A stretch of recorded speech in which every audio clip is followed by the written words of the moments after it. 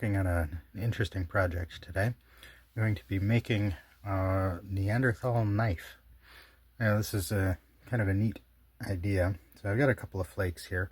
This one I think is the one I'm going to go with. It's fairly similar to the shape of the original artifact, though it's somewhat smaller.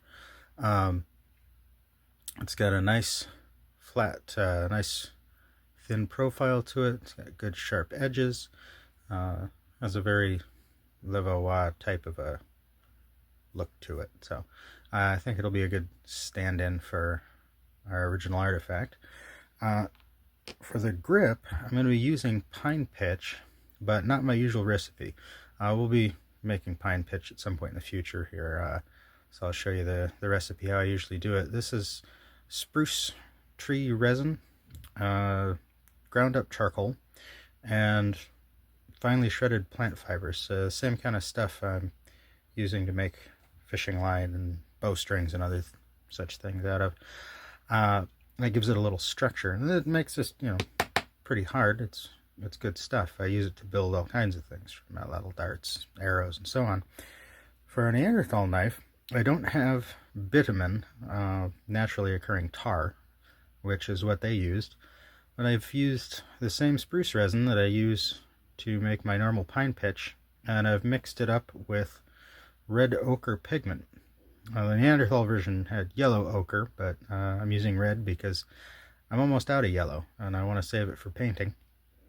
The red should be structurally identical, just a different color. Now this, just like the original glue, the bitumen, it's hot melt glue. I'll be using the candle here to melt this, and I'm going to attach it to the flake to create a handle so that it's more than just a sharp piece of stone that I'm holding in my hand while I use it. So for this part of the process, I'm just gonna be holding this over the candle here and melting it. You can see it softens up fairly quickly with the heat. I want it low enough that I'm heating it up and softening it, making it pliable, not low enough that I'm actually getting it into the flame, because it will catch fire.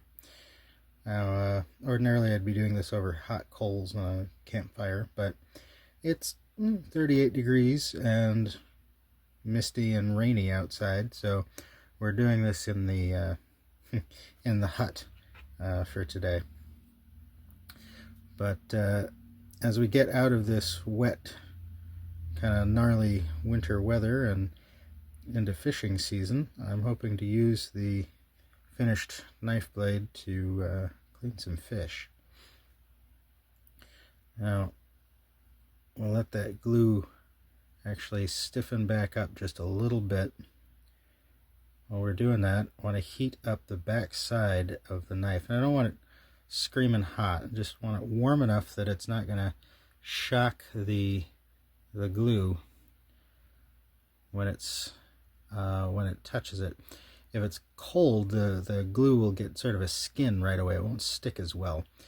But if we heat the stone up a little bit, heat the glue up together, it'll mesh pretty well. And this is going to be a little bit of a slow process, where I'm going to be just adding layer on layer of glue to the back of the stone to create a grip. The original artifacts are attributed to the Neanderthals. I don't see any reason why this sort of thing wouldn't be done by Neanderthals and Homo sapiens alike. I suppose Homo sapiens might have just jumped right in, taken the next step, and glued a handle on, a piece of wood or something, but oftentimes things like this are simple enough, quick enough to do that it's worth doing, even if it seems like it's simple. Now, to smooth this out a little bit, I want to wet my fingers.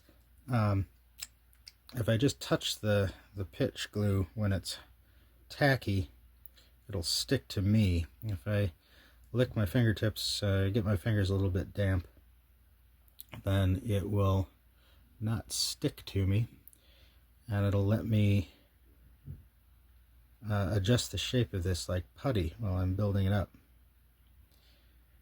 The process that I'm using here, like I said, I want this to be real slow and just sort of layered up until I get the amount on there that I want. So I'll keep at it and we'll fast forward for you so that you can see how it ends up. So an interesting detail, the ochre pine pitch cools and dries much more harder, much more resinous, much harder than the typical pine pitch does, which is interesting. I think it probably has to do with the finer grain size of the powder, because the ochre that I'm using is an iron-rich clay. Basically, it's very, very fine powder. But when it melts, it maintains its sort of resinous texture more than the other pine pitch does. The other pine pitch is almost a putty-like texture, where this will actually drip if it gets too warm. So I think I will be making some more of this up for future projects. Also, I like the look of it. It's got a nice color to it, more than just the sort of straight black or charcoal black pine pitch that I usually use. Now we've got a good lump of pine pitch on here, and what I'm doing now is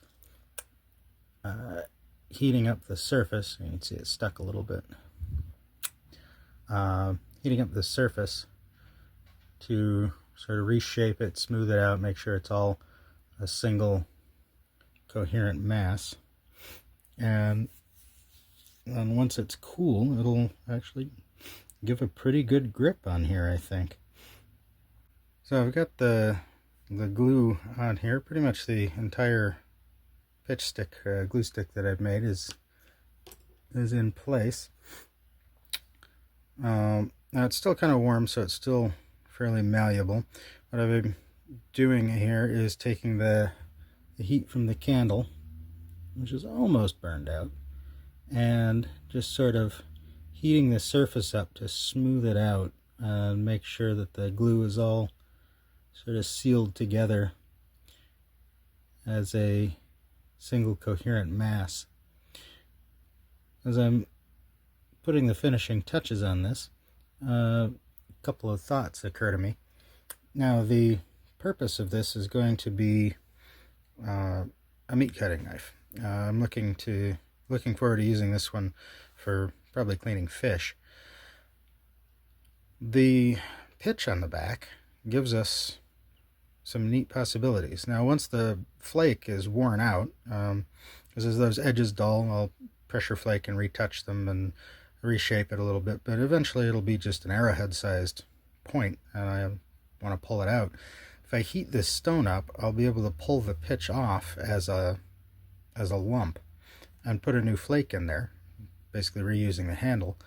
Now, this also has the added advantage of giving me a glue stick. Now, if I'm to break my spear and I'm in a pinch, I need to glue my spear back together, I can actually take this, heat it up over the fire, and then glue my spear point back on. So this becomes actually a very interesting multi-tool, and it's got a good solid handle, a good solid grip. I am looking forward to taking this out and giving it a field test. And as a side note, the ochre pine resin mixture behaves a little differently than the charcoal pine resin mixture. It's much more plasticky and actually more sap-like and fluid when it heats up and melts.